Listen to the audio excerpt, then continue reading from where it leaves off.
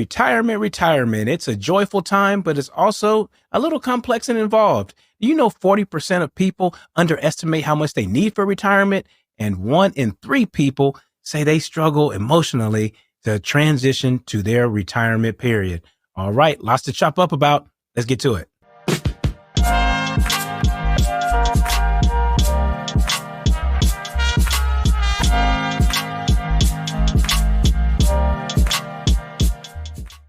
Hi, welcome back. I'm your host, Dr. Preston Cherry of the Life Money Balance podcast, where we let your life lead your money, not your money lead your life, where your life and money are working concurrently to help you achieve your life's design. All right, let's get into it. Retirement for folks seems to be all the talk in the news media in a number of ways. One of them in particular is that folks don't want to retire. They want to continue working or continue being involved and having relationships and traveling and being active. And there's a big myth about what retirement is. And it's simply retiring from to retiring to. You're moving life stages. You're just coming out of one and going to another. And you have freedom from your have to do or your must do to what you want to do. Those are the type of things that are going on in retirement. So I think there's a big myth that once you retire, particularly at some antiquated age at 62, 3, 4, 5, that you're old and you're done. And there's so many attempts to try to reframe retirement in some sort of way. Like I like the word work optional. That's good because it's for those folks that want to retire early. And I call retiring early just retiring on time. You're retiring when you want to, because retirement and having your financial freedom, your life freedom is a number, a savings rate, and picking a date. Right. And then you make that happen. And now the life is not linear, so it may be flexible a little bit, but retirement is when you want it, or as life would have it for you. All right, if you want to retire at 45, okay, that may come to pass. Well, it may be 55 because life is not linear, right? So retirement, I want you all to remember, there's an acronym for everything, right? So retirement is about freedom and flexibility. And when you're talking about retirement, you're talking about financially retired, embrace and empower doing me, meaning doing you. And I want you to say that to yourself. Financially retired, embrace and empower doing me. And that explains freedom, time affluence, freedom, time with family, experiences, hobbies, all of this. And we're going to get into this today. And when you simplify the mindset of retirement, it doesn't get that scary. You're not old and frail or anything like that. Or we're going to talk about health today and investing in that. So when you're coming from going to your 2, you have some freedom. Do you? Right? So let's chop up about 4 things or 4 aspects of retirement that's very important. First of all, you have to know your number, y'all. You have to know your retirement number. So often, I was saying that, retirement is made complex and then it's a down and outer. All right. Well, let's start on, the first fundamental block. All right. You have to have, y'all know what I say all the time. Wealth and well-being work together. You have to have dollars. Wealth is dollars. Well-being is domains. You have to have dollars in order to fund your well-being domains, those life domains that you want in all aspects. All right. So ultimately, the first step, retirement, is a number, your freedom number. What is it? And what is it going to take for you to say, I've had enough, or I do have enough, or we, if you're coupled, this household, what is our enough?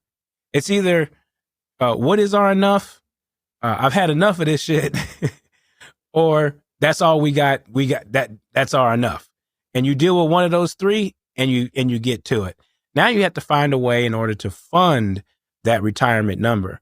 And you're not back, I guess, backing into the number, such as going through your current budget. I guess it's a spending plan. We'll talk about that later, and figuring out what that number is across the longevity of your life, your retirement lifespan. Okay. And then once you get that, it may be 1 million, 2 million, 3 million, 10 million. Right. Now I know folks are trying to scare folks. Inflation is a real thing. So you do have to account for inflation and your lifestyle. All right. But when you have life and money alignment, you're giving your money assignment. You hear me saying that often. But what it means is that once you investigate what that retirement lifestyle is for you, okay, then you can assign a number to that. And you don't have to have 10 or 20 million dollars. You know, some folks are out here talking about, oh, if you don't have 10 million, then you don't have a retirement. If you don't have 20 million, you don't have the retirement. No, retirement is unique to the person. It fits the identity of the household. So it can be 2 million, 3 million. It could be $1 million. That said, you have to fit that in. You fit your lifestyle in, and you have to work with that. Okay. For some folks, $1 million is going to require or cause anxiety, worry, disappointment. Okay. All of that. That ain't going to do for some folks. That's going to do for some others. You know, for you folks that are in your Gen X years and have some sort of fluency and high net worth, ultra high net worth, well, you better get to it. Well, 4 million, 5, 6, 7, 8, 10, right? So what's that number? And then what you gonna do? I think Chris Rock said that one time. What you gonna do?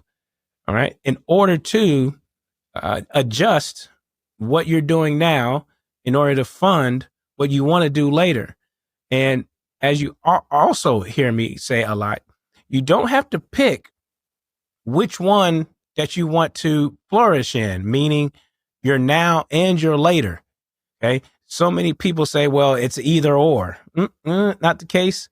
Now, you can do your current lifestyle now and your retirement future if you have a plan in place in order to secure both of those.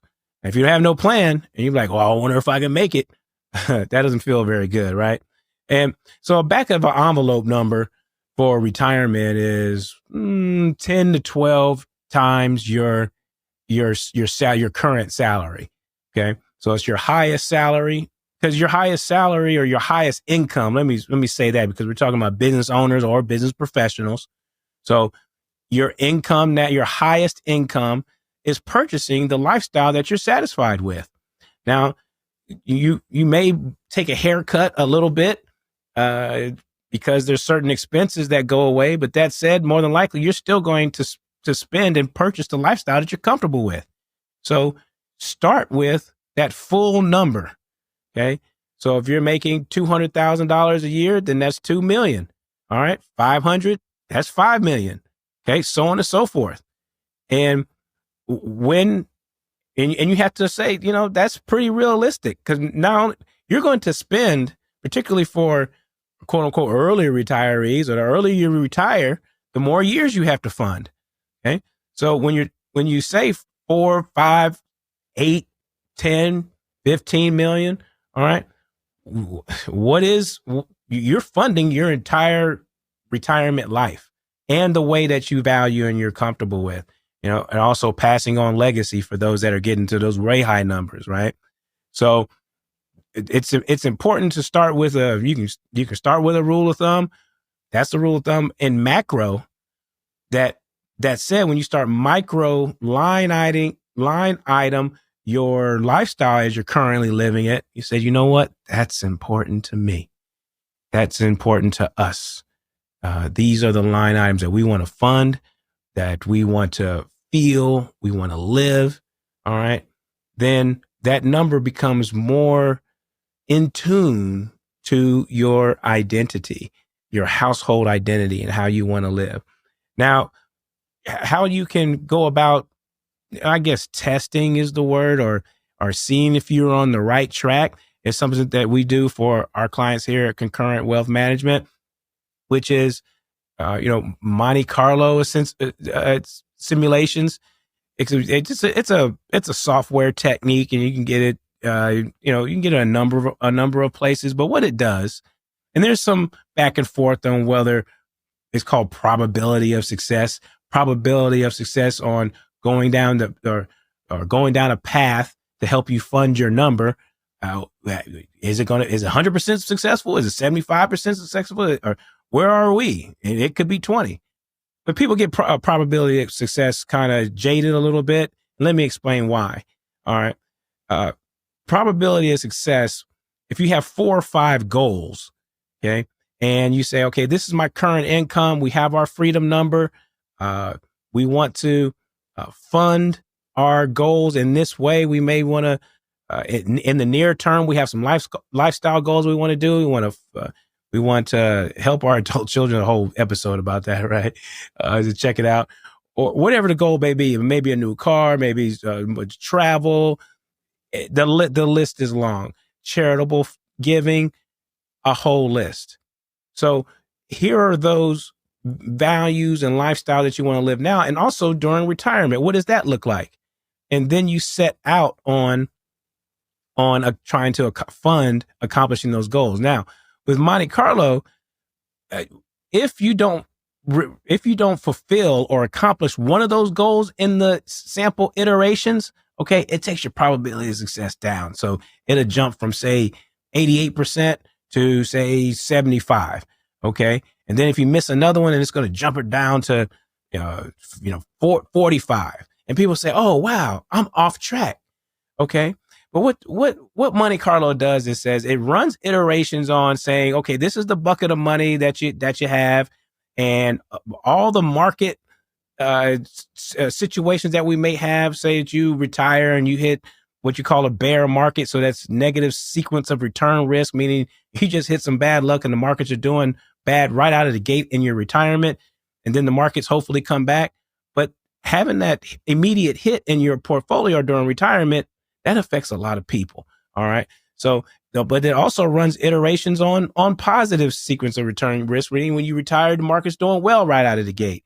So it does these iterations as far as these predictions, estimizations, and it says, given on all these predictions, of situations, what is your probability of accomplishing your goals? Okay. Now I just explained to you that if you miss one, then it's going to knock you down, as far as, bring you back a little bit and simply say, oh man, I'm failing at my goal, or, I don't feel much confidence, in my retirement preparedness. What do we do? And then that stokes fear, right?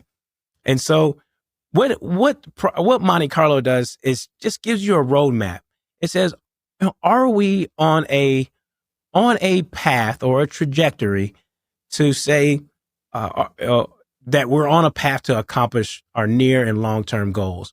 And if not, if it's really bad, like you have 0 probability of success, then, or maybe 10 or 20%, it's like, okay, what can we do to shape our plan in a way that helps us become more confident? So probability of success is about the confidence of the roadmap. All right. Because life is going to life. Uncertainty is certain. And what you're gaining with knowing your goal and testing it is, are you on the right path? Okay. Because you can know very quickly, if you're lost on the road and you're driving and you turn down a dirt road or a road with no lights or something like that, very quickly. You're like, I'm lost. Right. That said, if you're on a highway, that's more of I'm from Houston. That's where I was raised. And there has highway loops. And if you're on a loop, then you're going to end up back in the same spot at some point, right? And if you miss an exit, well, then you can just get off the exit and say, you know what, then I can make a U-turn, or, take a little detour and get back on the loop so I could feel better about my direction, right?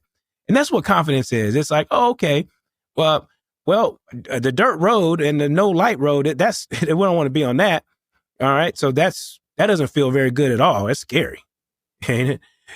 Or are we missing a couple of exits to where we can get back on the loop, on the highway that we feel more comfortable about, and we have a better direction, we feel better, right?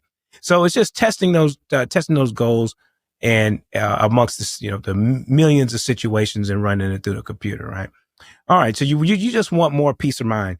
What's number two, right? We touched on this a little bit already, which is your spending plan. Now, I know people don't like the B word,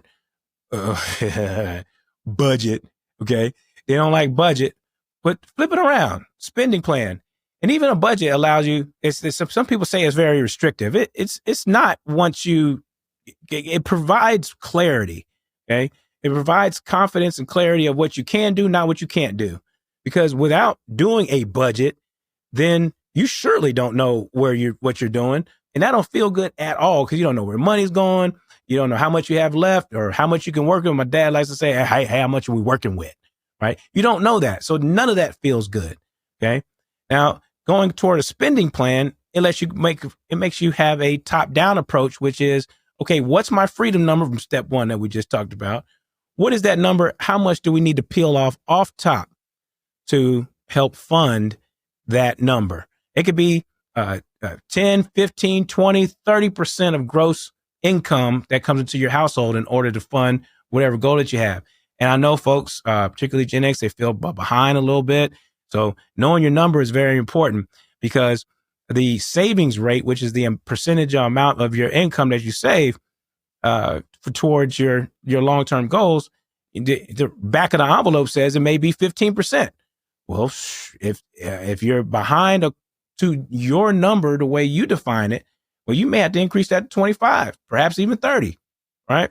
So once you peel off that 15 to 30%, then, oh man, the magic happens. Then you just get to live the life how you want to live it, right? And that's one thing I write in my book about, is a book of permissions. Hey, do your plan, all right? Meet your number, and then spend how you want. And because whatever is left over, because you're talking about funding all your stuff, right? Brokerage, IRAs, 401ks, whether it's at the employer or at the business, all right? HSAs, it may be a whole life insurance for protection, possibly. It may be private equity. It may be a whole bunch of stuff, right?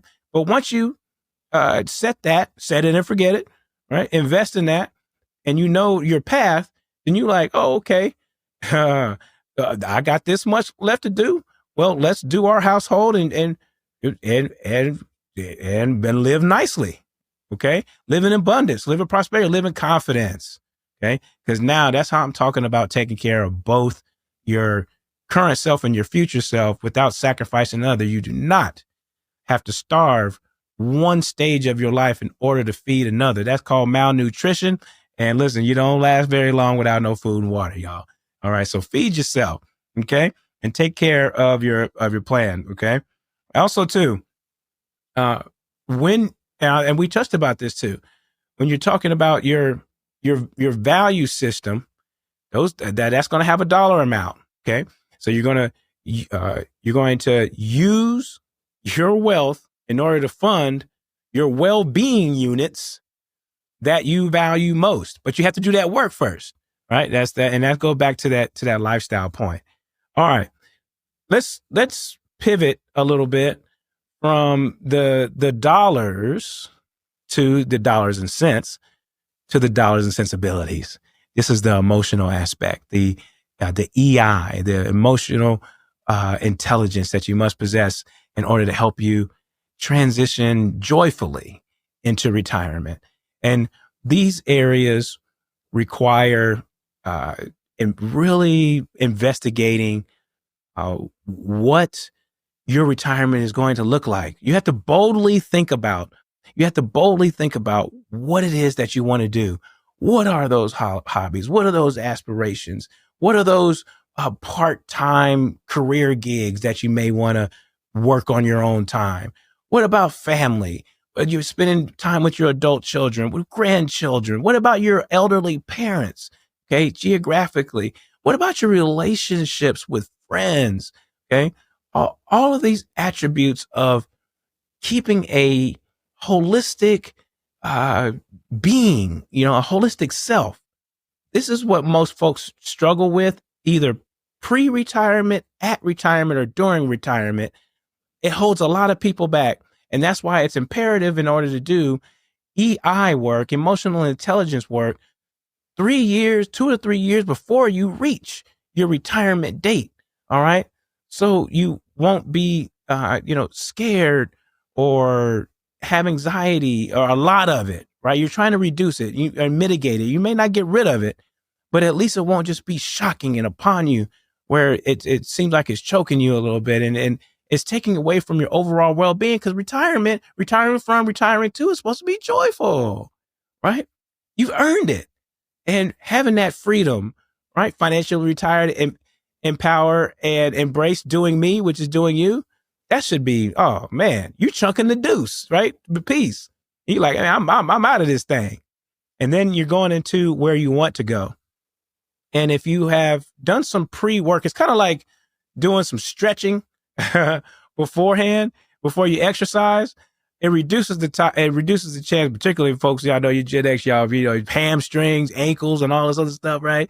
Do some stretching before you retire, so you can run your marathon during retirement, right? And you run your race at your own pace. But if you don't stretch, you're going to pull something, and that don't really feel good. So do your emotional intelligence stretching, and find out a lot about what you want to do during retirement. And I listed a few more others, but there's volunteer work to do, because you got more time, right? I always said a long time ago, I was like, look, if my retirement comes up short, one of the things I'm going to do, I'm going to go work for Costco. All right. I love me some Costco, y'all, right? Go in there. It's clean and big. You get to walk around, get your steps in.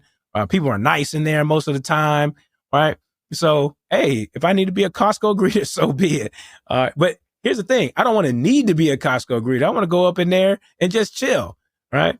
In my local Costco, there's a gentleman in there. He goes in. He's just happy. He's just in there. He's like, man, I want something to do, right? It could be anything that matters to you most. So your time. So volunteering, you can continue your career on a part-time basis. Again, you have the freedom to do that. It's old George Michael song, freedom, today, right? Y'all know I'm always busting out a song, right? And also too, maintain your relationship. We're back down that again. Maintain your relationships, which gives us the time to pivot to health is wealth.